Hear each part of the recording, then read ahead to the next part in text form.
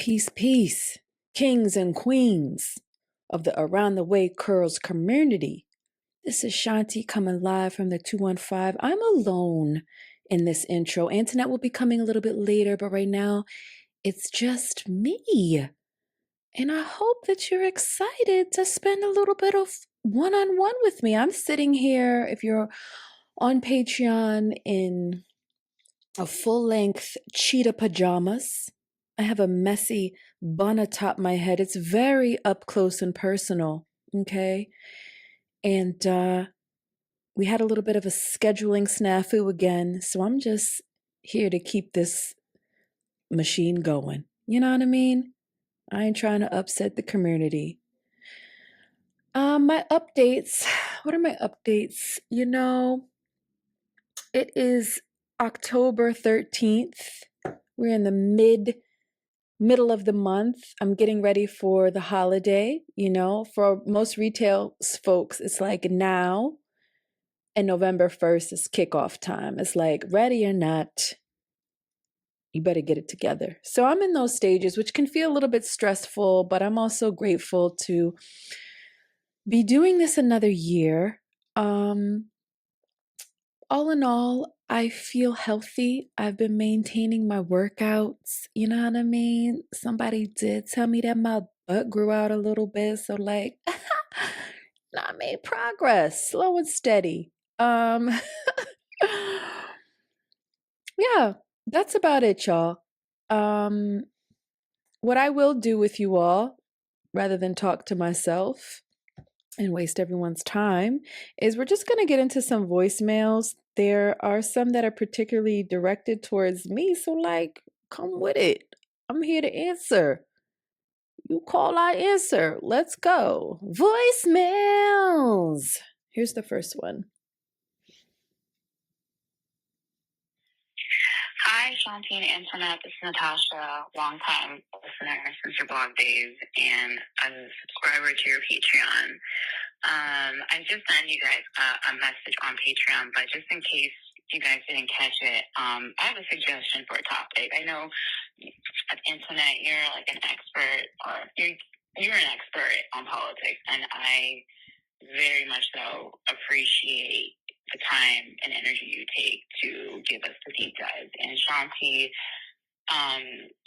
you've got Sable, and I see you as like an expert in fashion. And I think it would be really interesting to hear both of you guys talk about fashion right now and the politics of it. As a consumer, as someone that is like planning to get married in 2026, and just like someone that's just shopping in general, I feel like I see the impacts of tariffs and the politics of these conglomerates running fashion, how it's impacting us as consumers. I'll go to Bloomingdale's or Nordstrom or even, like TJ Maxx, and everything is made of rayon and polyester, and they're charging premium prices for things that are very basic and not of the highest quality. And I feel like we just have very limited options as women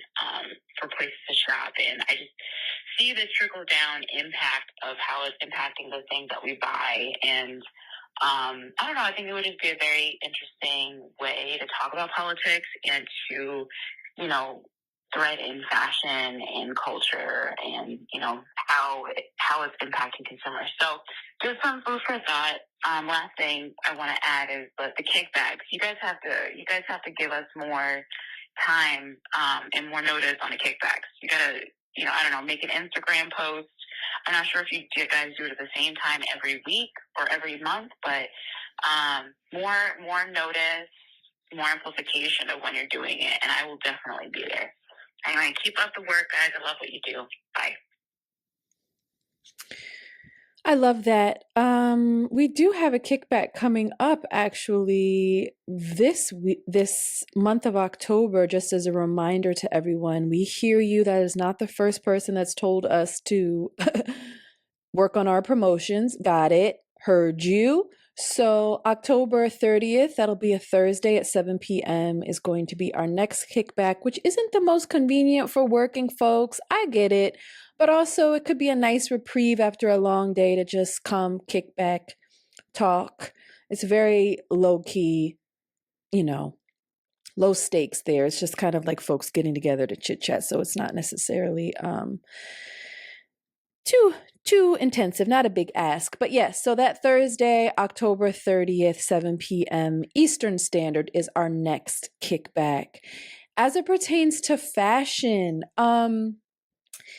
I feel like there's so many different ways to interpret fashion. There is like the couture high fashion world where there's collections in New York Fashion Week and Paris and all of these different designers that I don't feel tapped into at all. I appreciate it, but I don't think I have my finger on the pulse by any means. I've said it before on the podcast, being like a fashionista is not anything I really identify with. I think what I'm the most interested in is the relationship between what you put on your body and how you feel, and what are your rituals of getting dressed, your adornment rituals, right? Which like are not contingent upon trends or the politics of fast fashion necessarily, or maybe they are. I don't know. Maybe they are. Again, I feel like it's a very personal thing. You could feel limited with you could feel your self-expression could be limited, and this is something that I do see. Your self-expression could be limited by how everything seems to be copy and paste and mass produced, and it's just boring as fuck. Everybody looks the same. That's something that I would love to talk about. And if you want to get into fast fashion and products and quality and the plastic that we are wearing and how it's actually infecting and affecting our body, I think that's a great topic as well. That's something that I think both Antoinette would be interested in. But she and I have also very different experiences with clothes as well, just to being in different body types. Is something she always expresses. So yes, these are great topics that I am not by any means of unwilling to talk about. So thank you so much for that recommendation, and I hope to see you on our next kickback. Okay, so thank you so much. Let's go on to our next one, please. Next caller, please.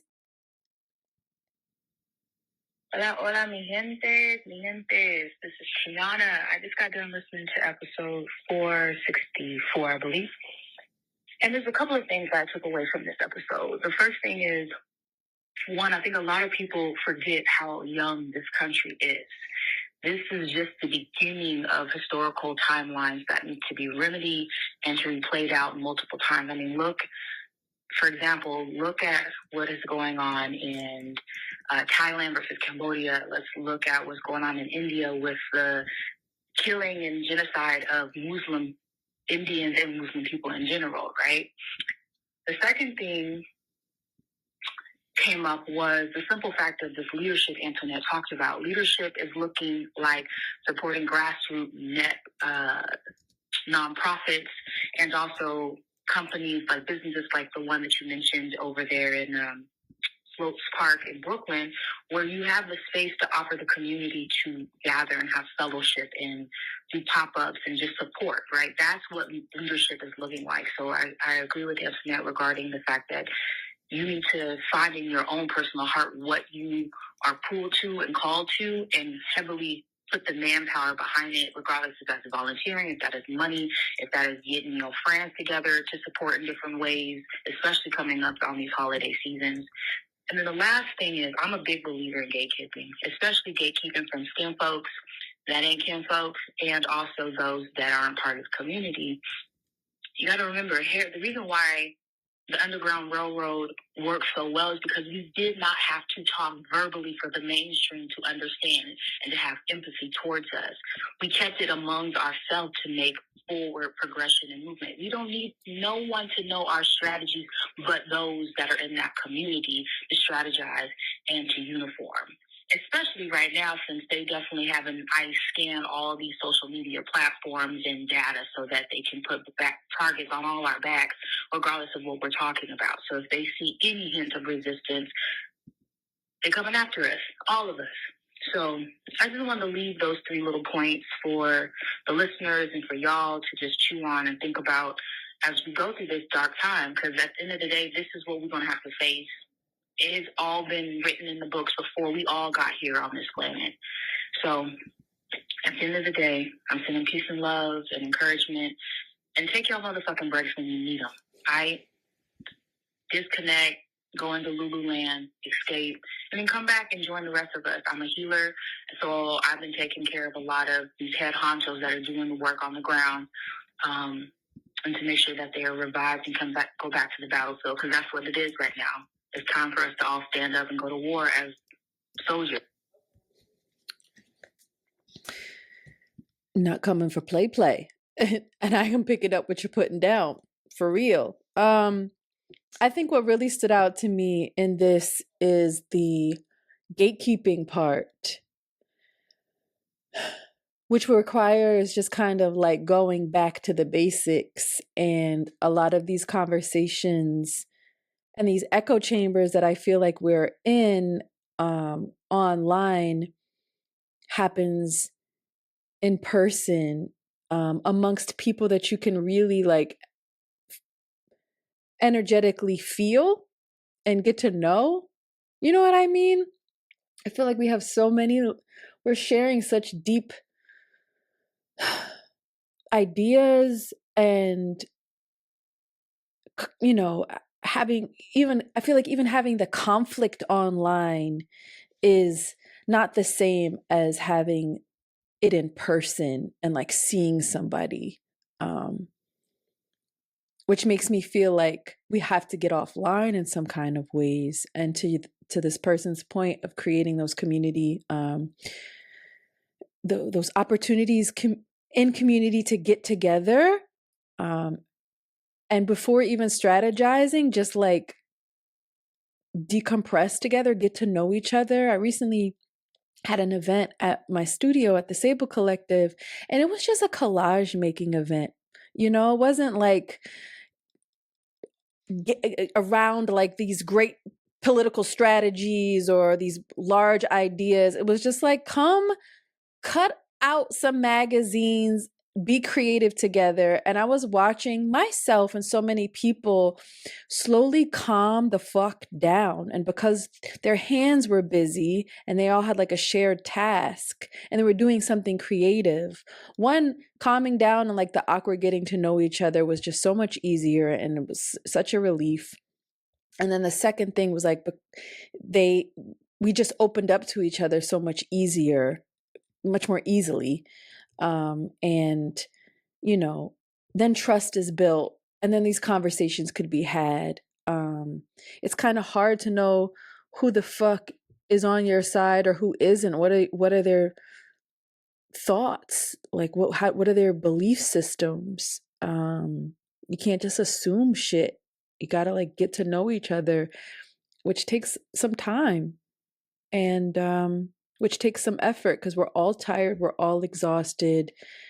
It's like, all right, just at the basics, if you make plans with somebody, with a group of friends, of a get together, we just keep it, just try to keep it. We just got to be villagers.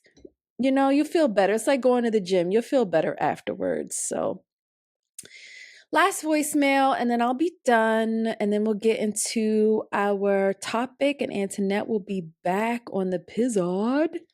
All right, next one is where is it? All right.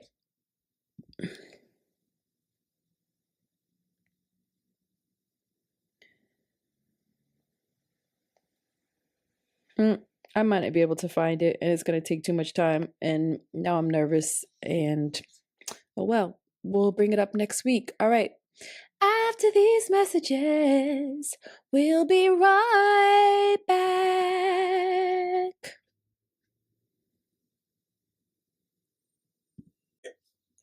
And we're back.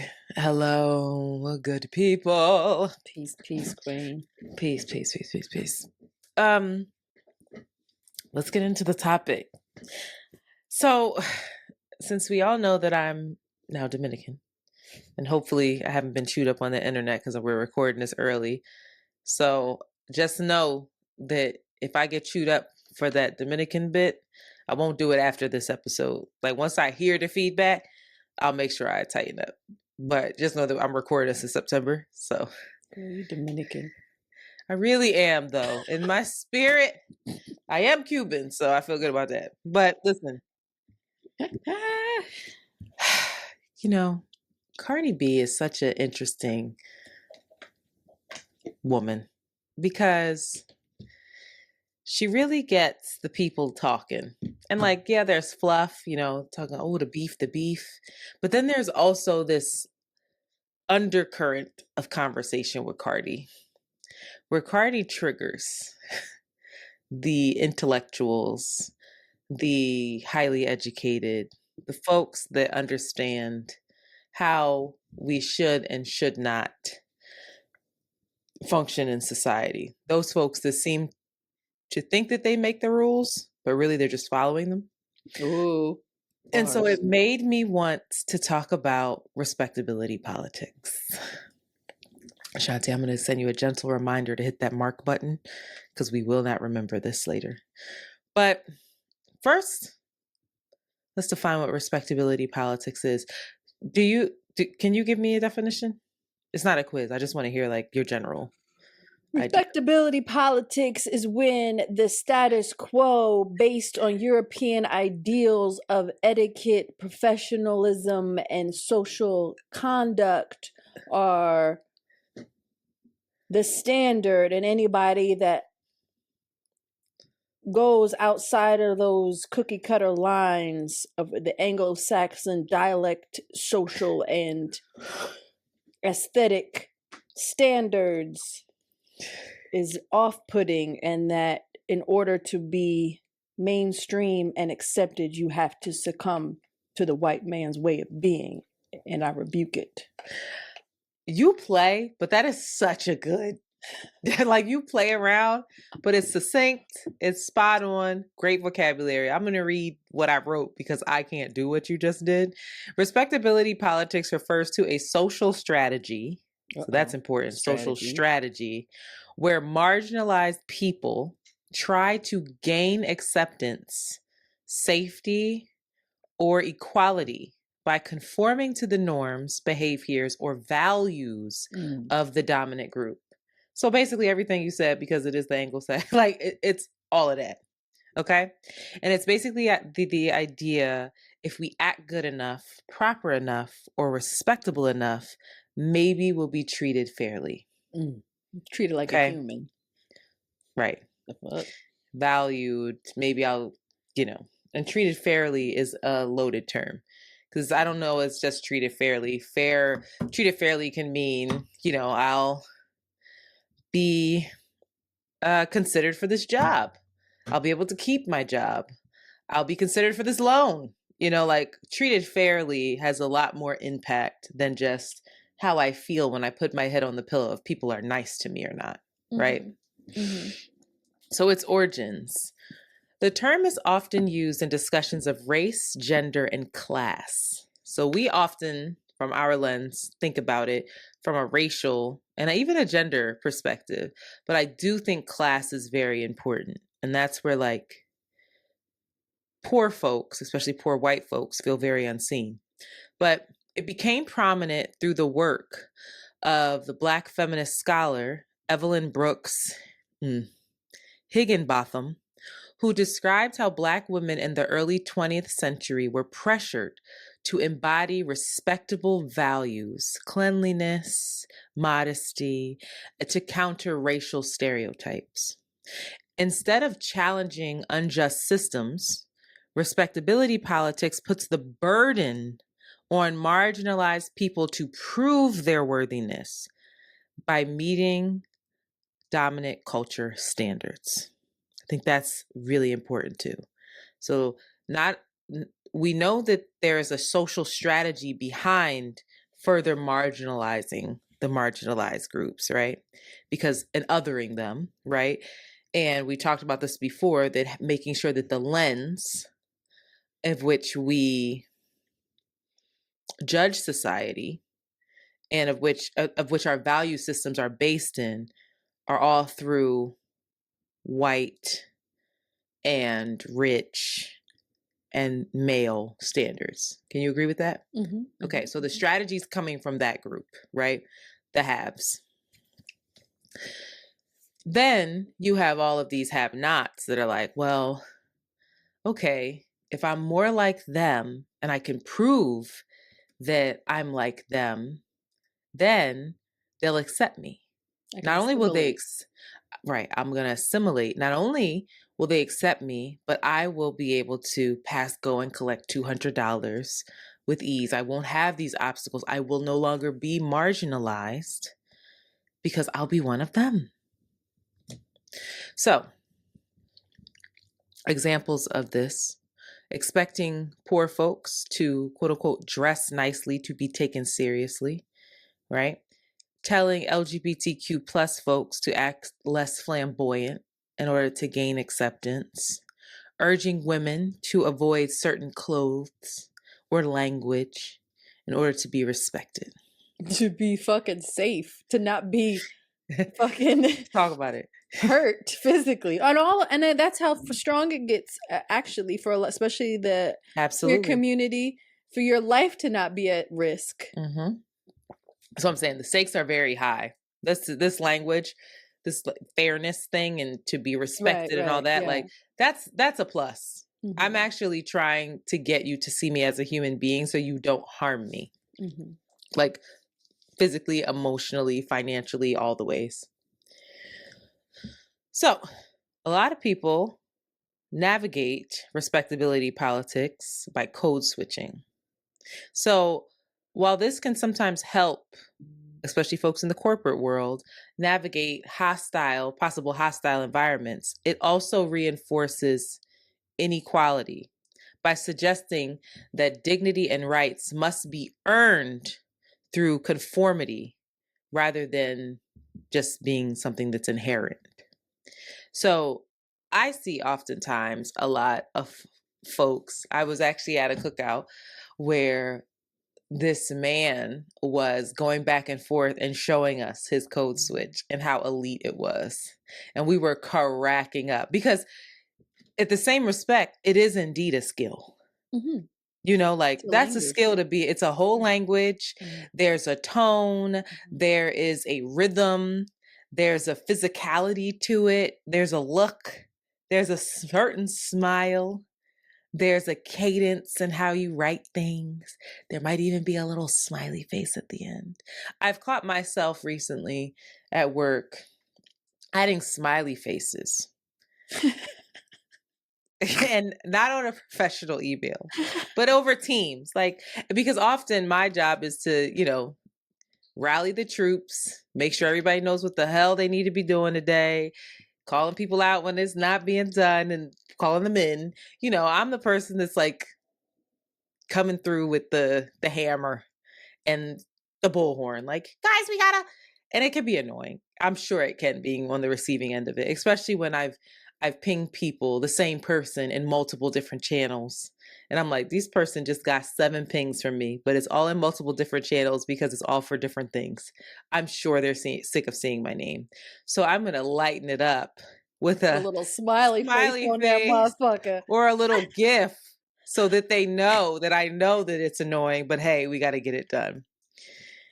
And that's code switching? I think that's just emotional intelligence. No, I don't do it with certain people. I only do it with folks who I feel like, are they going to think that I'm coming off too aggressive? Oh. Is this going to feel, or folks that I know, I don't do it with men. I refuse to do it with men. I refuse to do it with men. But there are certain women, especially who are VPs and things, where I'm like, let me add a little sugar in this bowl real quick, and part of it's strategy on my end. But my homegirl, I mean, her fucking name is Stanlisha. I ain't gotta do that with her. We'll be like, listen, bitch, hey girl, I need you to look at this. Literally, hey girl, I need you to look at this because I don't feel like being on all night tonight. So I tagged you and everything. Let me know when you see it. Okay, cool. There's a shorthand there. Mm-hmm. Do you understand what I'm saying? Yes, yes. There's not a shorthand over here. Yeah. And I'm curious to know, Shanti, why would you laugh already? Why would you laugh? What you gonna ask me? What you gonna say? Are there any spaces? Because this is where I swear to God, I will never forget us being on FaceTime while I was at work. And you being like, is that a white man behind you? And I was like, what? And you were genuinely shocked. I'm like, what do you think I do for a living? You're like, oh my God, it's just a whole room of them. And I'm like, it's just a whole bunch of middle-aged white men walking around. What are you doing with them? and I was like, what is she talking about? So I want to know, is there any space where you find yourself navigating respectability politics? I know of some, but can you call those out? Because it's not just for the corporate girlies. Yeah, business, any type of business stuff, certain vending events where you go to, depending on the customer that you have to deal with. My child's school, like, any place you want to be taken seriously, right? Yeah. Or any place where there's already a script. You already know what the script is. It's not less that I want to be taken seriously. Maybe in I order haven't to be taken that. seriously, Yeah, maybe I haven't acknowledged that there is a seriousness. There is a yeah. Like I know what's going on. I know even going into her school yesterday. Parent teacher night. Yeah. What's the skill that she needs to be learning? What's the cadence of homework that these children are getting so I can make sure to be on top of it? It's just like, yeah, Do you feel it ever within your family? No. I do. I mean, I'm not going to talk to, it's not the same, it's not the same, it's not a performance and it's not a masking that has to happen where me is gone. I feel like I'm half white. I grew up with a white family. There's also a part of me that is that no, I'm not going to go and talk about Cardi B and say certain things, and I might say Riz to my mom. Like I might use some slang just to see what she says, but it doesn't feel like code switching as much as it feels like language. Like if I speak Spanish to my mom, and when I go out I speak English, and then when I go into a corporate space I speak corporate. Well, less about code switching, more about respectability politics specifically. No, fuck out of here. I do. Oh wow. I felt that growing up with my mom, and I'm different from you. I didn't grow up with white siblings.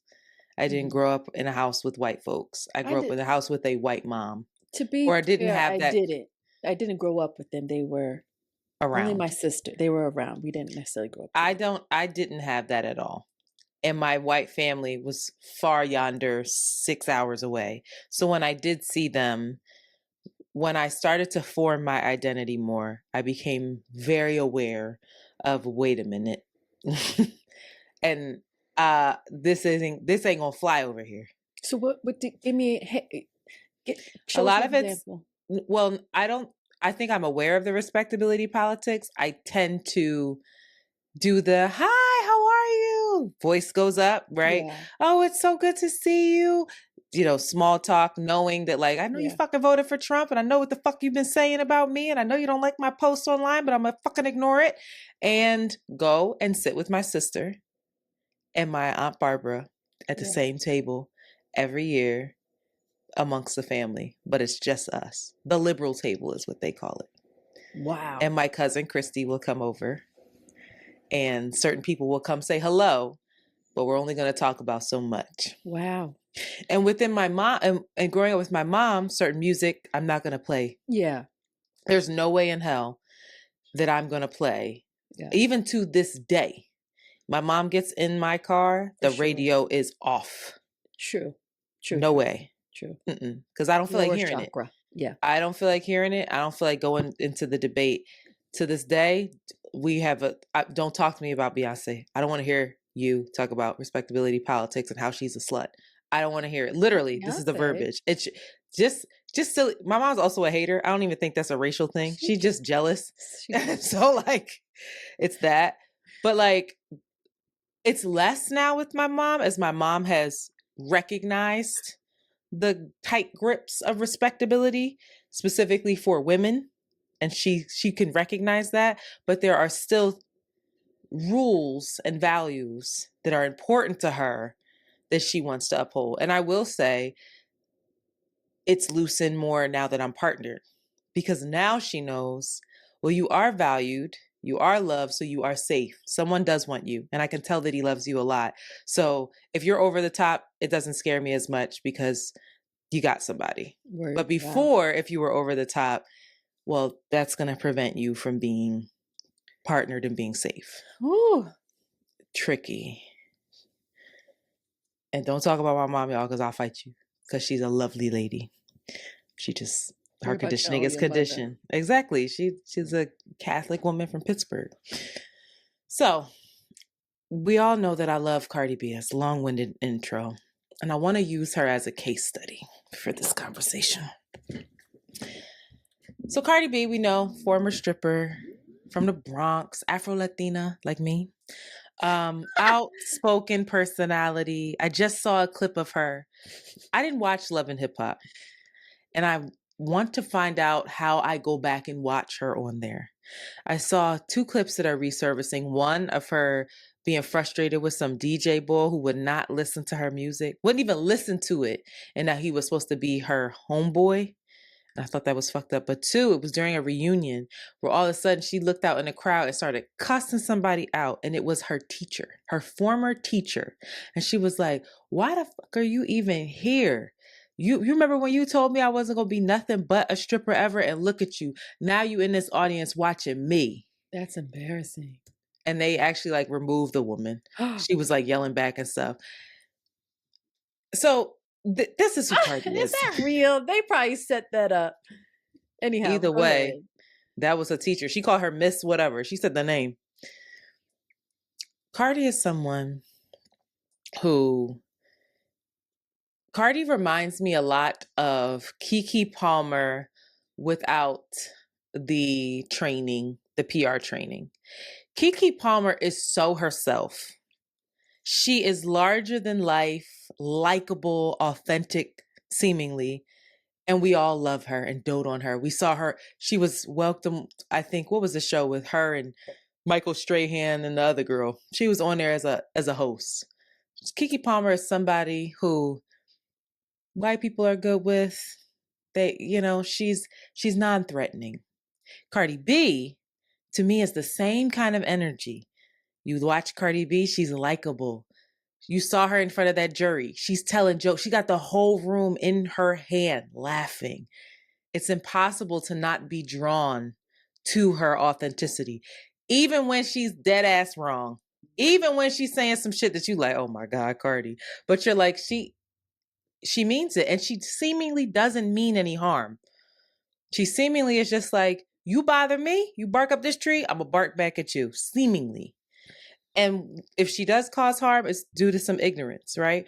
But Cardi, for some reason, love her as a case study. She's someone who, if you compare and contrast her to a Keke, to a Beyonce, right? There's certain rooms where she ain't gonna fly. Like Beyonce could wear the same outfit as Cardi, possibly on stage. Let's say it's a leotard, low cut, shaking it. One thing she gonna do is wear a leotard. Cardi might go out there wear the same leotard. Mm-hmm. It's gonna be taken differently on Cardi. A lot. Yeah. And what I attribute to that is there is a curated perfection with a Beyonce, right? And with Keke, there's a curated unassuming, non-threatening thing. And with Cardi, there's a curated, I ain't curated. Like, I love that you I'm said doing that. me. It's still Yeah. curated, Yes. but it's a Love that curated, you're I'm not saying that. curated. That's very good. Market. So I want us to just be in conversation about this, right? Because Cardi right now has reached a level of global success, right? Cardi's not just somebody that, and I don't mean just, but Cardi is not, her audience is not limited to Black and brown folks in the Bronx and Brooklyn, in Baltimore, Detroit, Houston, Atlanta. Cardi is global. Okay. Mm-hmm. Now, she's not above critique, right? Because Cardi has made some problematic comments. Who is And who hasn't? And done some problematic stuff. Mm-hmm. But even with that, I'm sitting here, I was wondering, like, with all this backlash that she's getting, especially right now around her pregnancy, around her body, around whatever, right? And I think it's, I guess what I'm trying, for me, this is what's going on in my head. Is Cardi B someone who has reached this global success, and I feel so drawn to her because it inspires me to be more of me? I really feel that way. I think Cardi, I think Mandy. That's why I love those kinds of people, because I'm like, you give me permission to be less respectable and less good and more of myself. And to me, that's invaluable. With that said, I know that Mandy's not getting certain what is it? Opportunities? Not just opportunities. She get opportunities, but brand deals because of who she is.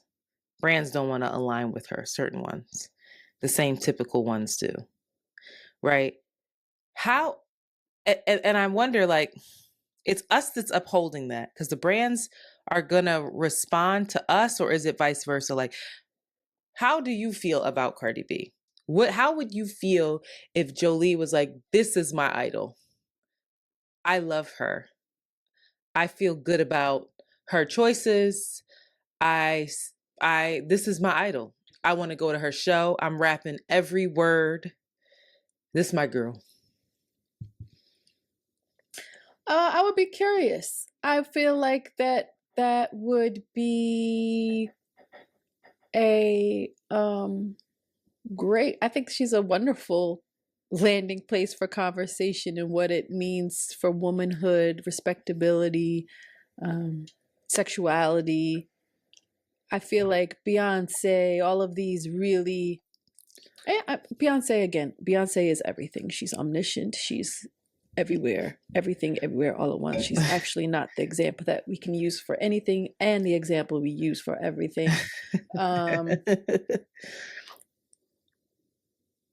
She's not so cookie cutter, where it's flat. Even Kiki, like Kiki's great, but Kiki, she had a tricky moment. She had one tricky moment, which was a little peek into like, oh shit.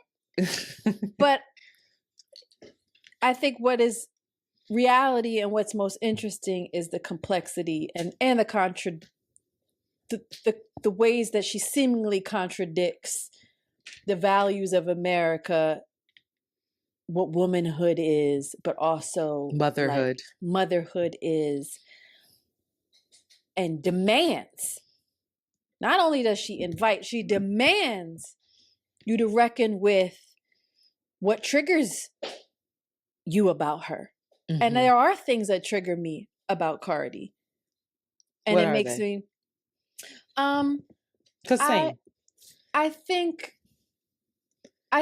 the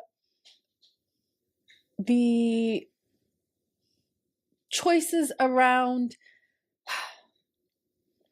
her partners, and I've listened to some interviews around you know, her expectations of what makes a good woman and what the type of men that she is allowing into her life and who she's coupling with, that I I think there was a conversation around men. She had the interview with some girl, some white girl, and about, you know, men are gonna pick a woman that sucks dick, like gives good head, and like he don't really want to be with that woman that she's just basically there to suck his dick, and there's nothing that you can really do about it. Kind of like around, I just have to accept that. And not, she didn't say that. I'm misquoting it. And the girl was like, have you ever been the person that just sucks dick? And she was like, no, I don't think so. I don't know. There's just this, there's a underbelly, or even my words that I'm using. There is a culture of relationships, of how women represent themselves, how men represent themselves, what's expected, what transactional things happen, that is normalized, that I would never want my daughter to accept or experience. Yeah. And there's a lot of context that I would want her, that my daughter just does not have and can't have, that if she were to go and think that this was a representation of sexuality, or not sexuality, that's not the word, of how to what to expect in a relationship and want how to carry on in a relationship, that I would the consequences of it are so great. And Cardi B has 4 kids right now. Cardi B is in some ways a single. Well, maybe she's coupled with this nigga Tay Stefan, but and the other 3 kids she's raising as a single mother, and is having a lot of difficulty with co-parenting. And a lot of people are saying, "Oh, that's her choice. You know, mind your business." I myself have experienced, have witnessed, am a product of single motherhood and struggling with the consequences of that. And that shit is not easy. And if you don't have a net of money and support in that way, even when you have support, but when you're poor or struggling, the consequences of that are really, really hard and life-changing. And I don't want my daughter to experience that. Let me And play devil's advocate. I think that it's made to be okay, or it's the load and the consequence of that is lighter because she's doing it authentically and she's accepting nonchalant. it. I'm accepting it. It's my decision. Of course, we're all making decisions, but how it affects you, the kid, the community, is real. I feel the same way as you. I want to say that. So me playing devil's advocate is me holding up a mirror to myself. So this isn't me coming for you. I hear that. And then I sat back and was like, 2 things. And it could be a ridiculous thing to say. What if Ebony K. Williams, shout out to her, made as much money as Cardi B and had, I don't know if she does or doesn't, probably not, but I'm not going to count that woman's pockets, made as much money as Cardi B, presented the way she does. You know, Ebony K. Williams is buttoned up, legal background, independent woman. And let's say she had all of the family and resources that Cardi B has, because Cardi B has stated she has tons of family that helps with her kids, that these kids are never alone. It's aunties, uncles, grandparents, they all around. The kids live with her. It ain't no nanny time. She was like, yeah, I have people help, but I also have I have family. I come from a Dominican Caribbean family. We be up in here together. Okay. These kids have community. Does that change it? I'm sorry, Because you need to go on more. Why? What was Ebony K contrasting? the contrast is basically just how she presents. She's a lawyer. You know her. Google her. You know her. We've brought her up before. She's a lawyer. She's very quote unquote well spoken. Yeah. Highly intelligent, successful individual, right? Let's say that she had as much money and resources and family around Cardi B. Do we have the same issue with her having multiple kids? Because she just had a kid as a single mom. Fought for that kid. Everybody celebrated it. What I'm saying is, if Cardi B, I'm asking myself this too. If Cardi B didn't speak the way she speaks, look the way she looks, would we feel this way? Would we immediately assume that like these kids aren't okay? And I'm asking myself that because I'm like, it sounds like these kids are surrounded by love. It sounds like Cardi is doing what she can to get, their father involved. Who the fuck knows? But even if not, like, I see a lot of women who are like, I didn't find him. I'm having a kid. I have a community around me. I'm doing it. Or I'm having another kid. Or I'm leaving this unhealthy marriage. I've got it. And we celebrate it. And so I will say, I think that there is something innately in me that looks at a Cardi and immediately assumes these kids might not have everything they need based off of my conditioning to devalue how she shows up in society. My concern is not around the kids, right? Like, I don't think that let me answer your first question. I don't think single motherhood is a scarlet letter A, and that people shouldn't, if they want to. I know many single mothers that chose to do that. I know many single mothers that are doing it for the health of their kids and themselves. What I'm saying is that regardless, even with Ebony K's experience, motherhood is a difficult thing when you got two people together, right? It's also, I want Cardi to be okay. And I don't know that, and she's sharing the pain that she's endured, the partners that she's chosen to have children with.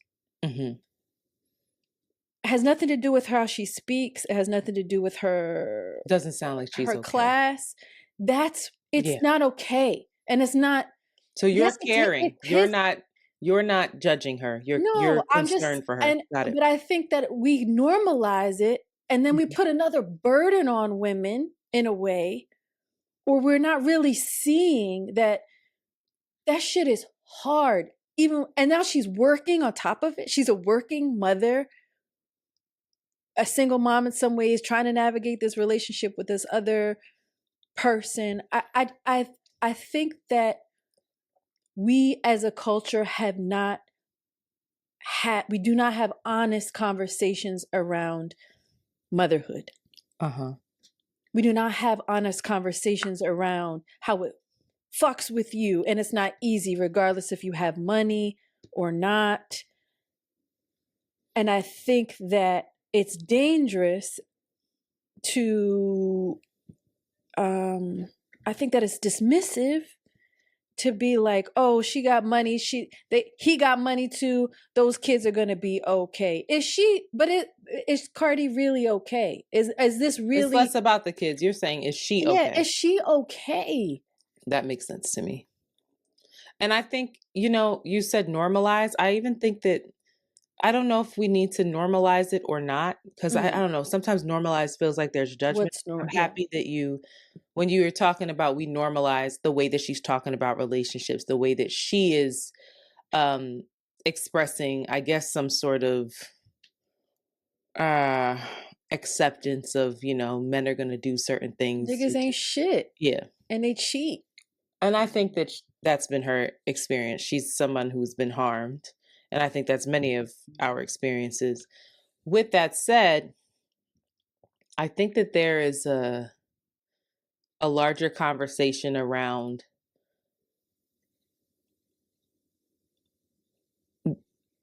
let me pull back. What I've witnessed is a lot of folks,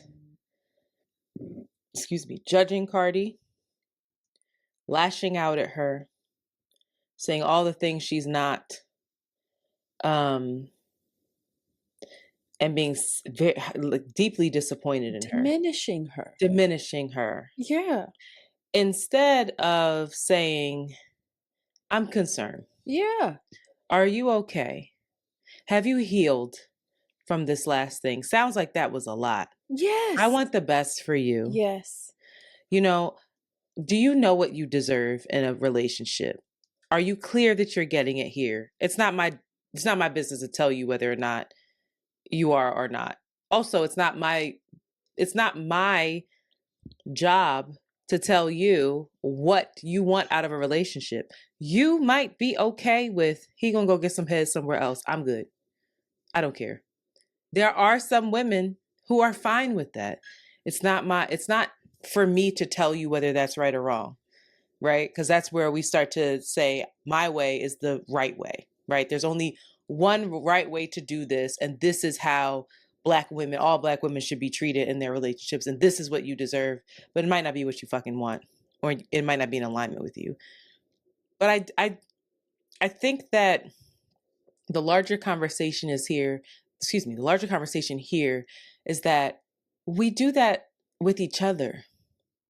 I am guilty of that. When I have been concerned for my friends, instead of expressing the concern, it's, you're not making the right decisions, because that's not what I would do. And I know best. I know the standard. I have learned what the rules are. I follow them. You need to follow them too. And then if something doesn't pan out correctly, or doesn't pan out in the way that they want, then they have shame. I should have listened. I didn't. I didn't do, and I don't even think I come at people like that. Like, it's more like, I got you. Mm-hmm. But like, I'm saying all this to offer this to the listeners, to be like, the way that we're going about framing our "Are you okay?" can't be "You're wrong, you're not shit." Well, I think to your point,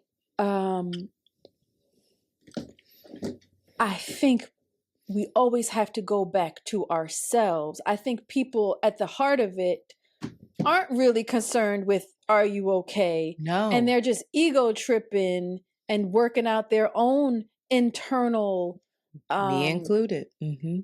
You know, comparison of how you're doing something right, just what you said, it's an internal, like, I wouldn't do that, or that's, you not even, I wouldn't do that, you shouldn't do it, because I know best. Because you know best. I wouldn't do it. This is my standard of what the right and wrong thing is. But that's why you're such a good parent, I think. Because I don't think that you do that with Joe, but I think that I have been guilty of doing that with people, because that was the parenting that I received. I know best, fall in line. These are the rules. Whether you like them or not. These are the rules of society. This is how you have to show up. This is a proper representation of a Henry, of a woman, of a Black woman, of a woman that takes herself seriously, of a woman that's not a hoe, of all kinds of shit, right? This is it. Live up to it. And you're so much more curious. And even the way you answered this question, where you're like, it's not about that. I'm worried about her. You're proving my point. Most people aren't doing that. We're not in practice of doing that thing. Yeah. We call it tough love, when in actuality, it's tough conditioning. Yeah. It's a lashing. Yeah. Yeah. Punitive. It's punitive. Mm-hmm. And it's also like, it assumes that there's only one right way to represent Black women. These critiques, I have it written here, so I'm going to read it. These critiques mirror long histories of policing Black women, policing their bodies, policing their sexuality, policing their self-expression, because it has to live up to the norm in order to be humanized. So, sorry. I don't move about the world as Cardi B. Cardi B inspires me to be a little more of myself, but I also know. Just out of curiosity, like, what would it be like? I'm gonna do. Huh? What of her are you like? I'm gonna open this of your. Say how I feel more. Okay. Say how I feel. Mm-hmm. Be a little. I mean, it's less now. It's more like growing up. Like, I wish I would have said more of how I felt in the previous relationship that I was in. I wish I would have been like, fuck you, I'm a bad bitch, I'm out. Like, I wish I would have danced more freely the last time I danced. Mm-hmm. I wish I would just like loosen the fuck up and be like, I'm here, I don't care. I ain't worried about who sees it. Yeah. I wish that I could play music in front of my mom and be like, I don't care. Interesting. Yeah. You know, I wish that those things that I felt like that would be okay. And if it wasn't okay, and believe me, I got a lot of pushback for how I'm sure my sister would probably listen to this and be like, girl, you were very much yourself, which is why you and mom clashed like this. But I was more myself and like, these are my beliefs, these are my values. And yeah, I'm gonna have Marcus Garvey quotes on my pants and you don't know who that is. And no, you know, I don't agree with that. It was more around race relations, less around my sexuality, right? My just like way of being. Yeah, I don't want us to walk away feeling like anyone needs to flatten themselves, right? And I want us to consider if we called customer service and somebody on the other end sounded like Cardi B, what would be the first thing that went through our minds and why?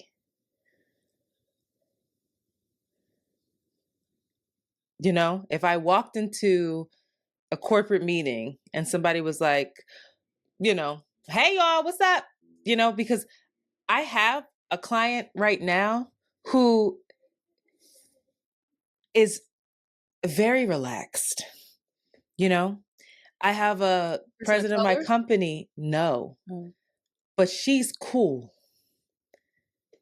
She can curse. He can curse. You know, he can say the F word every company meeting, but he's doing it because he's delivering a powerful speech and it's for emphasis. But if I were to address the company, could I do that? Sure, I could. Would it be received the same way?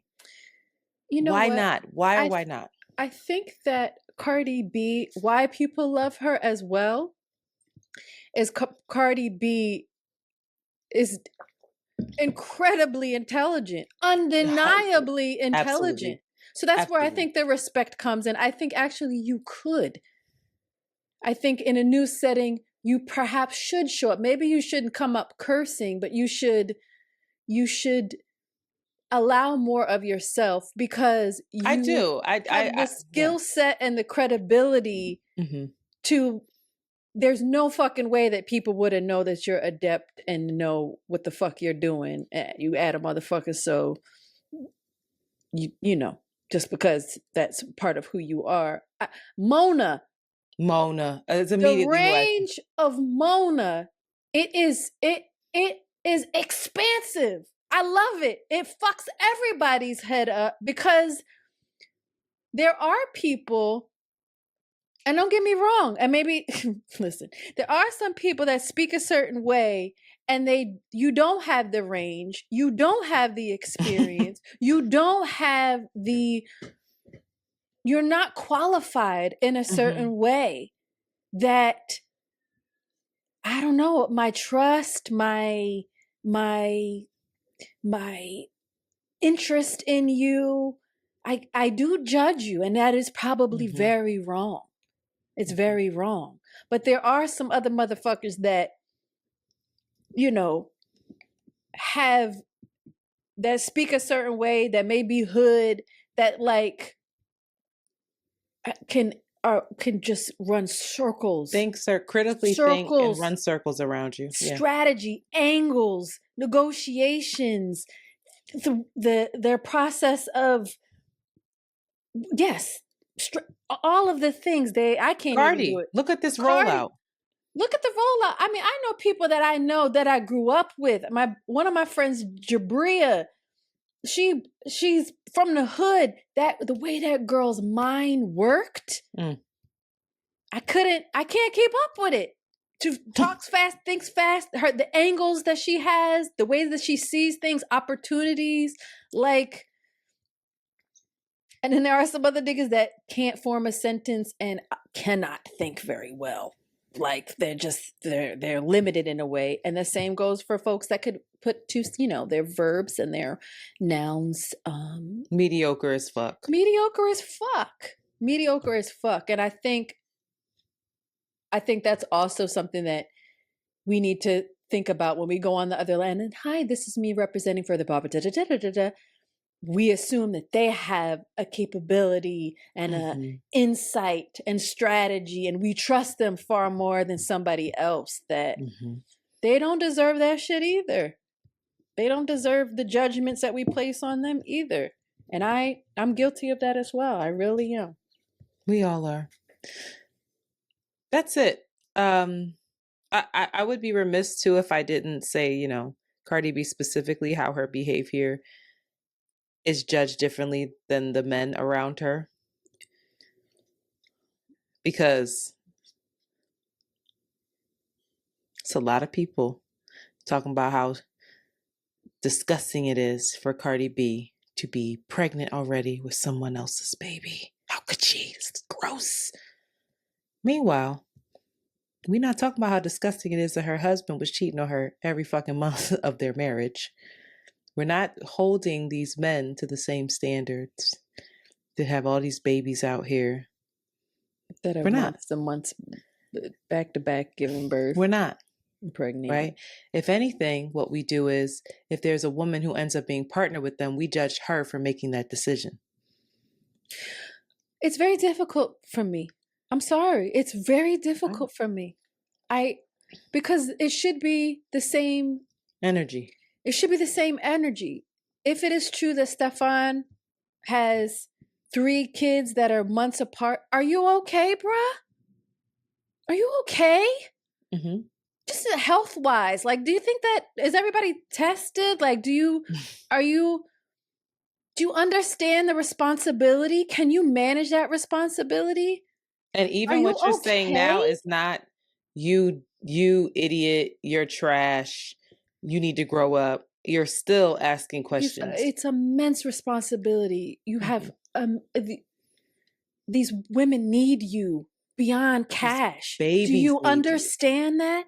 Do you understand that? Do you get it? Do you care? Do you have any examples of that in your life? Do you have examples of how this shit actually does work? Men that are doing it all, that are caring for all of the women and the children emotionally, physically? Where are they? Hold them up. I want to know. I'm going to leave us with this question that I want us all to consider. But respectability politics is about control. It's not just about conduct. And Cardi B specifically forces us to ask, who defines respect? That's it. Amen. I don't even going to answer it. Thank you all for this time. I'm going to do better. I'm going to try to do better. I think that you do a great job, Shanti. I really do. But yeah, I had visceral reactions to Cardi's pregnancy, and I had to check myself like, hold up. Who the fuck do you think you are? Like, take it easy. So, and there's still things that decisions I wouldn't make of her, that she made. Just I wouldn't. They're not right for me. But I'm less interested in what's right for her. I'm more interested in why I feel the way I do. What has shaped what is acceptable and unacceptable. Anyway, that's it. Right. Can't wait to see her at Madison Square Garden. Very excited. And with that, we are out.